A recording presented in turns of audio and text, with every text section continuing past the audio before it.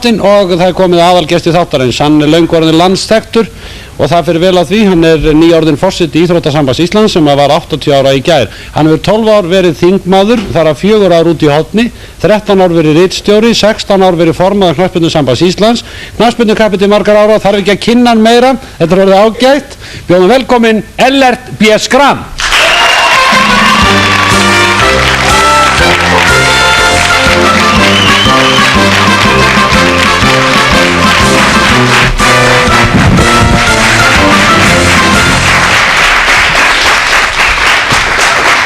Þú er blessaður og velkomin. Já, blessaður, var blessaður. Og til hamingju með afmælið, 80 ára. Já, ég líti ekki bara vel út. Já, lítur bara vel út. Já. Einhver sérstök svona sem þið ætlaði að gera á þessu afmælis ári í ESI? Íþrótti fyrir alla. Íþrótti fyrir alla? Líka fyrir hópin sem var verið að taka lífi hérna á hann. Já, var það ekki? Var þetta ekki kynnt sem trim? Þetta er trim og leikarar ætla að koma inn í Íþróttasamband. Opna trim samtök fyrir alla þjóðina. Já. Ellert, þú ert þekktur ekki hvað síst fyrir að vera einn harðasti káeringur sem til er. Nú er ég búinn að grafast fyrir það að þú ólst upp í örmum Valsára í Norðurmýrinni. Hvers vegna flúður í káir? Já, ég er nú vísu fæddur í Vesturbænum. En það er rétt að ég ólst upp í nokkur ár á Bollagötunni í Norðurmýrinni sem er nú mitt á milli Vals heimilisins og framheimilisins sem þá var við sjómannaskólan gamla og ég lagði nú leið mína að báða þessa velli þegar ég var strákur. Já, það var nú þannig, Hermann, að þegar ég kom upp á Framvöll að þá heyrði ég þá segja varðið ykkur á stráknum, hann er örfættur og ég rökklaðist eiginlega í burtu því að mér fannst einhvern veginn að það þýddi það að enginn ætti að vera örfættur í þessu félagi og ég var sjálf örfættur. Þessu næst fór ég á Valsvöllin og þá heyrði ég þá að segja varði ykkur á stráknum, hann er skramari. Hlaut að vera mjög slæmt mál. Ég uppgötaði þessar athugasemdir ég var sennilega tilheyra ykkur sérstökum þjóðflokki og fór bara heim aftur. Þá fórst í káir? Vestur í bæ aftur. Eftir að vekja hefur þetta verið heilmikið meðmæli með mér að segja að ég væri örfættur og skramari. Og ég þetta þannig. Þú varst ekki hár í loftinu á þínum yngri árum, varst ekki bara lítill gutti og Seinþroska. Seinþroska, en fyrirferða mikill, bráðskellandi. Var enn að þroskast. Er það ekki? Þegar þú varst lítill, æslabelgur. Jú, það hugsa ég man það ekki mjög svo vel. Nei. Var svo lítill þá. Stjórnaður í systkinahópnum? Þetta var með fjölmennur. Nei, ég hef nú alltaf verið ákala lítið fyrir að stjórna. Já, mjög lítið. Tilbaka meira. Á gerðuleikum með að stjórna sjálfur mér. Já, við erum meira tilbaka. En hvað ætlaði Ellert B. Schram að verða þegar hann var ungur strákur í? Ég ætlaði að verða stór. Já, utan það að vera stór. Já, ég hugsa að ég hef nú haft bara dagdraum eins og hver annar unglingur. Stórar hugmyndir sjálfan mig. Einhvers staðar í sviðsljósinu. Eins og hérna ungra mann er háttur sem hafi eitthvað metnað, heilbrigðan metnað. Og þetta sumt að þessi hefur ræst og annað ekki. Þú varst lengi í sigursælum flokki káringa og snemma fenginn sko til valin til forystu. Var þetta meðfæddir svona leiðtogahæfileikar eða bara rembingur? Já, þú kannast við það hemmi úr fótboltanum að þeir sem áttu boltan, þeir gáttu pantað að vera straffiskitta, sendir og fyrirliði. Já, og þú áttir alltaf boltan? Ég átti alltaf boltan. Það er nú einhver leiti skýring og svo líka kannski hitt að einhverju vildu hafa mig. Þú fórst í Verslunarskólann. Áttir að feta þar í fótspor föður þís og verða stórkaupmaður? Nei, ég fór bara í Verslunarskólann því að það var létt inntökupróf. Léttari landsprófið. Ég var nefnilega mjög upptekið af því á þessum árum að láta ekki námið tefjað mig frá íþróttunum. Nei. Og það tókst nú þökks í Verslunarskólann því þetta var mjög góður skóli, það var mjög léttur og auðvelt að fara í gegnum. Og þægilegur, notaleg félagslíf. Þau brosaði hérna. En það leikur leiðin í háskólann og þar verður þér ekkert óviðkomandi. Þú fer að skipta þér að málefni nemenda og jafnvel pólitík. Já, ég var skiptið mér af stúdentapólitíkinni og ungliðapólitíkinni sem að svona kom bara til að því að ég hafði áhuga á þjóðmálum og hef svona félagslindur maður eðlisfæri.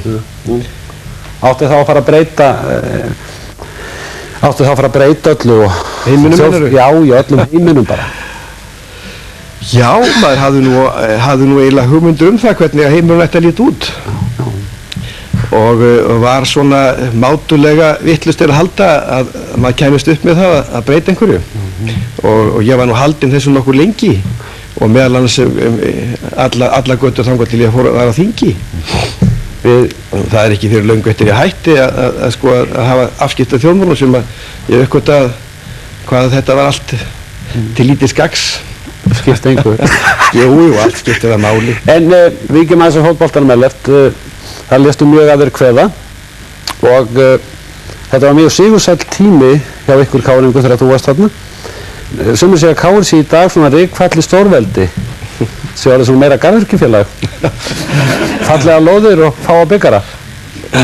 Já. Hvað segir það? Það var ekki verið efna til aftöku hérna á það.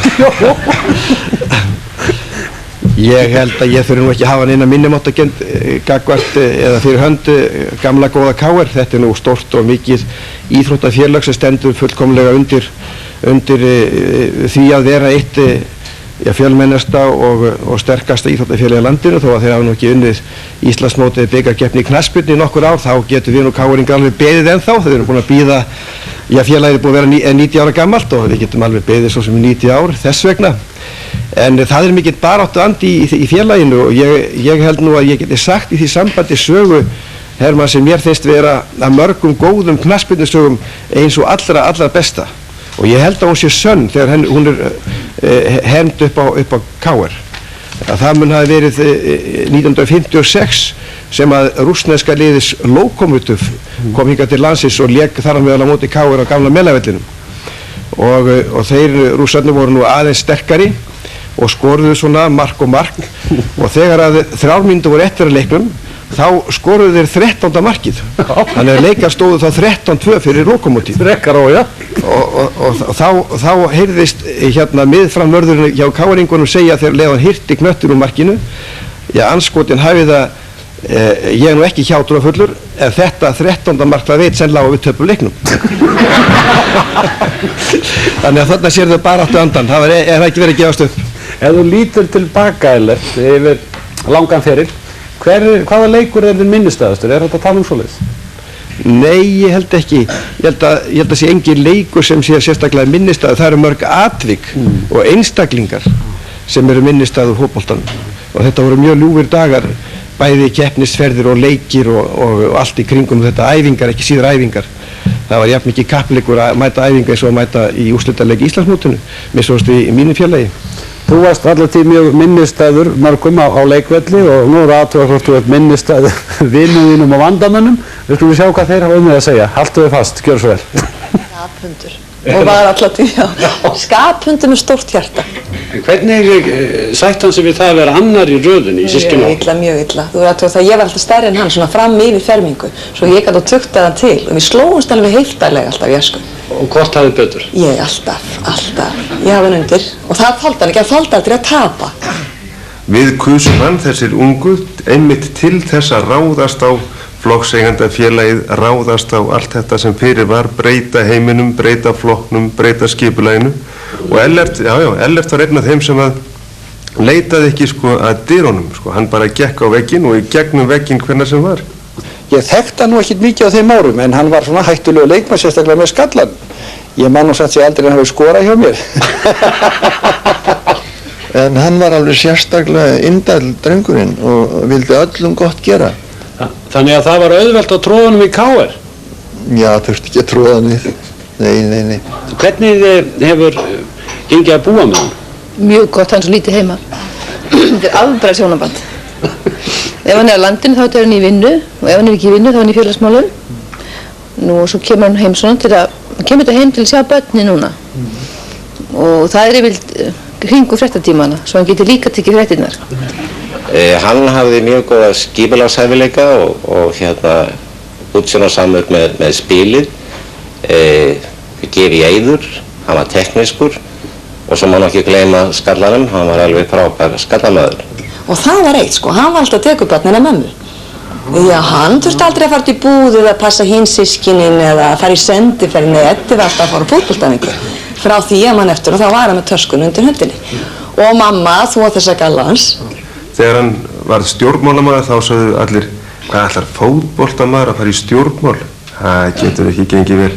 Þegar hann var ritstjóri þá sögðu mann, ætlar hann Ellert Schram að fara að skrifa? Nei, það getur ekki gengið. En nú skrifar hann þannig, eins og allir vita, að hann talinn vera, já, mesti og besti bedside rithöfundur þjóðarinnar. Er hann rómantískur? Já, hann svona ástfanginn af ástinni. Nefndum við dæmi það. Og hvað að vera rómantískur? Það getur verið í alls konar. Ég finnst mjög rómantískt að líka upp í sófa með bara pokkotn og horfa heima Gunn. Hann tilfinningamæður og hann mjög impulsív, ef maður notar það orð. Hann bregst við svona snöggt af því hann mikla réttlætiskennd en hann ekki þessi stóri pólitíski hugsuður eða þannig að sjá yfir vígvöllin. Hann myndist aldrei á að fá að fara á æfingu eða sjá þennan stað sem hétt Valsstaðurinn. Aldrei. Heldur bara að pabbi getur ekki keyrt mig á æfingu vesturdyr. Ég held til dæmis að Reykvíkingar, ég kalli nú ekki Reykvíking þó ég búi hérna í Reykjavík, þá held ég að þeir hafi gert alveg ógurlega skissur við höfnuðum sem borgarstjóra. Ég held að þeir hafi fengið alveg örugglega besta borgarstjóra sem þeir áttu völ á. Þegar kom í ljós á sínum tíma að hann varð ekki ráðherra í fyrstu tilraun og þá snýra sig bara öðru. Var ritstjóri, hafði miklu meiri áhrif sjálfsagt sem leiðara höfundur dagblaðsins heldur en sérhver ráðherra í landinu. Hann óbáslega óþolinmóður og þolir ekki að tapa og það alveg sem í hverju það er. Það eina sem að má kannski setja út á Ellert, það er það að þegar hann í ham leiksins að þá spýtir hann svo mikið að það er hálfgerð rigning alltaf á vellinum. Það nokkra galla? Já, ég hef ekki orðið var við það, nei. Ég spurði á konunni bara það. Tekur þú þátt í öllum þessum áhugamálum hans? Íþróttu? Mér finnst hann alltaf voða skemmtilegur nema á laugardatum eftir hádegi og sunnudum eftir hádegi. Svaraði ekki spurningunni? Já, við höfum þegar lagt drög að því að koma upp velli á Elliheimilinu þannig að hver veit nema þetta verður fyrsta Grand Old Boys lið sem spilar þegar við komum saman þessi sem erum að leika okkur vestur í KR-heimili. Og þá vinnur Valur að sjálfsögðu? Að sjálfsögðu eins og alltaf. Það má hann gjarnan heyra. Ægælega. Hvað fannst þér þessu ummæli? Ég verð alltaf hálf feimið þegar ég heyri eitthvað svona sjálf af mig. Hvernig fjölskyldumaður er Ellert? Já, ég er nú hérna, já, alveg rétt sem Ágústa segir, ég er ákaflega óskipulaður og upptekinn af því að sinna sjálf af mér. Ég gleymi tjaldstöngunum þegar við förum í tjaldferð og ég gleymi skíðunum þegar maður fer með skíðaferð og ég get sagt þér sögu að ég ætla að bjóða Ágúst einu sinni út á föstudagskvöldi og leta hann að klæða sig upp og ég sjálfur og fínasta múnderingu og á stað fórum við og í húsi sem að tilstóð að boðið var í og ég hringdi á bjöllinni og sifti upp hurðinni og sagði næja, mætt og þá kemur einhver kona bara í vinnukonu klæðum og segi hvað er að gerast þá uppgötaði þetta var vitlaust hús ég þekkti nú fólkið og okkur bóði upp á drikk og þetta var allt í lagi með þetta svo ég fór semst út úr húsinu og við Ágústa bæði og ég rak Ágústa með mér í næsta hús og hér er boðisaði, hér býr maðurinn og ég hringdi bjöllinu og aftur sifti yfir hurðinni og upp og inn og þá er bara fólkið að upptekið slátri ég segi hvað Hóði það er að morgun, sagði fólkið. Þetta fjölskyldumaðurinn Ellert, svona skipuleggjandi. Já, þetta er svona. Friðrik sagði, hætturðu þingmennsku að því þú varst ekki ráðherra? Já, kannski einhver leyti á, sko, það er nú kannski ekki sanngjarnt að nefna það sérstaklega sem að ráðherra. Ég var búinn að vera lengi á þingi. Ég var orðinn óþolinmóður eftir að fá meiri áhrif í pólitíkinni. Ég var komin á miðjan aldur, eins og þú sérð, og vildi fara að taka ákvörðun það hvar ég ætlaði að hasla með völl. Og ef ég þurfti að vera lengi í biðröðinni eða varamannabekknum í pólitíkinni eða í flokknum, þá kaus ég frekar að fara annað og það var niðurstaðan. Sem víðlesinn penni að þá hefur að sjálfsögðu mikil áhrif í þjóðfélaginu, en væru þessi áhrif ekki meiri inn á þingi eða sem ráðherra? Já, ef þú ert að mæla áhrifin þannig þá hugsa ég nú að það annars vegar að tala úr ræðustóli Alþingi yfir hálftómur sal og hins vegar að skrifa í víðlesi blað eins og DFF, þá fer það ekki milli mála að áhrifin hljóta að vera meiri í ritstjórastól. Ég náttúrulega að skrifa pólitík og hafa áhrif á pólitík og þjóðmáli með skrifum mínum í DFF og ég tel sem sagt að ég sé líka svona betur fullaður að þessu leyti. Ég frjálsari, pólitískt og andlega og efnahagslega. Frjálslindari? Já, það nú þroskinn. Það þroskinn? Ætlar aftur á þing? Já, ég hugsa nú að þegar ég fer að nálgast svona 60-aldurinn þá hugsa ég sé orðin nægilega frjálslindur og þroskað til þess að eiga erind á þing. Eftir því sem að ég var kosinn á þing 29 ára gamall og eftir því sem lengra líður þá gerir mér betur grein fyrir því að ég hafði mísuð mikið kapp en ekki kannski allt og mikið vitt. Þú ert síungur, það er langt í að vera 60, en síungur, þú ert með ólæknandi íþróttadellu, þú trimmar hvað á hverjum degi? Já, ég hef mjög mörg áhugamál, Hermann. Ég sagði nú einu sinni í einhverju blaði að nú að því að Ágústa var nú að skjóta hérna á mig áðan. Ég játaði það nú einhver tíman í dagblaði að mitt helsta áhugamál héti Ágústa. Og það heldur sumir að þetta væri íþróttafélag. Íþróttafélag Ágústa? Það er að því að ég er mikið íþróttum, já, ég er alæta á íþróttir, hef afskaplega gaman að ég stunda íþróttir, ég fæ ákvæmlega mikið út úr því. Það er andlega og líkamlega. Við vorum að leika okkur saman í bolta, að þá var ákveðin hópur, svona fámennur hópur í þessu þjóðfélagi sem leit íþróttafólk bara hornauga og það væri bæri bara vottum greindarskort og þetta væri bara ómenning af verstu gerð. Þú hefði ekki að heyra þetta? Já. Þegar ég kom í háskólan fyrir 30 ára síðan þá var liðin og afstæðin barátta margar stúdenta fyrir því að afnema skyldu íþróttir í háskólanum vegna það þótti ekki nógu fínt fyrir akademiska borgara að stunda íþróttir. Þetta breyttist nú strax eða mjög fljótlega og eins og þú segir þá er orðið gjörbylting í þjóðfélaginu að þessu leyti að íþróttir núna almannaeign. Almennis íþróttir eru mjög útbreiddar, ekki bara hér heldur allstaðar í heiminum. Fólk farið að uppgöta að líkamsrækt og hreyfing að hafinu góða, ekki bara til að keppa, heldur til þess að fá útrás, andlega og líkamlega vellíðan og þetta er sem sagt svona lífsmáti sem er farin að reyðja sér til rúms og er mjög hafinu góð vegna þess að ég held að sé ekkert betra forvarnastarf í heilsuvörnum heldur en ástundun íþrótta. Og á hvað leggur áherslu og hvað ætlar að breyta á ISÍ? Ég breyta, eins og ég sagði áðan þá er ég nú búin að uppgöta það að maður breytir ekki heiminum en maður vil gjarna bæta ýmislegt og það er eitt og annað í skipulagi íþróttarhreyfingarinnar og ný viðfangsefni og styðja við bakið á þeim sem eru í starfinu. Ég er nú bara toppurinn og hef það mjög fínt þarna uppi sem forseti en niðri í grasrótinni fólkið að vinna, sjálfboðaliðar, íþróttafólk, forystumenn og æskan öll og það er þar sem að menn verður að hlúa að. Ertu með þessu félagsmála vafstri, þú ert búin að vera formaður eins og ég sagði án, KSÍ 16 ár og Evrópu knattspyrnusambandi í ráðum og nefndum. Hefur svona gaman að þessu stúsi eða er þetta svala bara metnaðargynd KR-ingsins?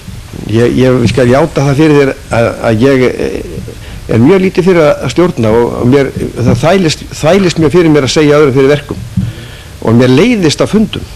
Þú trúir ég ekki, þá leiðist mér óskaplega fundum. Ég trúi ekki. En ég hef gaman að ég umgangast fólk, ég hef gaman að ég láta að mig kveða og koma góðu til leiðar og íþróttir eru það nokkuð sem að ég hef sinnt mjög lengi og alist upp í og mér líður vel þar innan gott fólk. Ég veit að það er stutt í léttleikan hjá þér Ellert, þú verður að segja ykkur svona lokum einhverja notalega sögða sjálfum við þér í gegnum tíðina. Af sjálfum mér?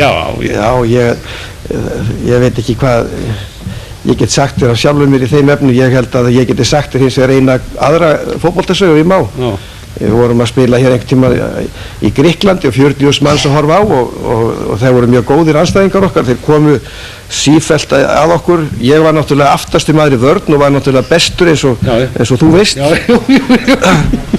All upplöp stöðuðust af mér en á vinstra megin sem bakvörður hafði ég mann sem að sem að sífellt rendi sér skriðteklingu í andstæðingin með þeim áhrifum að maðurinn náttúrulega vatt sér undan og slapp alltaf í gegn og ég þurfti alltaf að bjarga á síðustu stundu.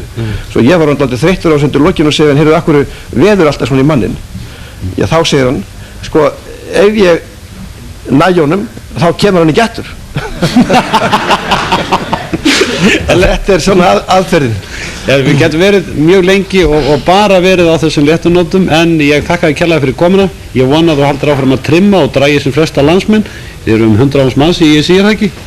Jó, minnstakosti. Já. Verða núna 250 þegar við erum búin að stofna trimsamtök. Og blessa að skrifa svo bara sem lengst fyrir okkur, hugveikjurnar. Ellert Schram, takk fyrir.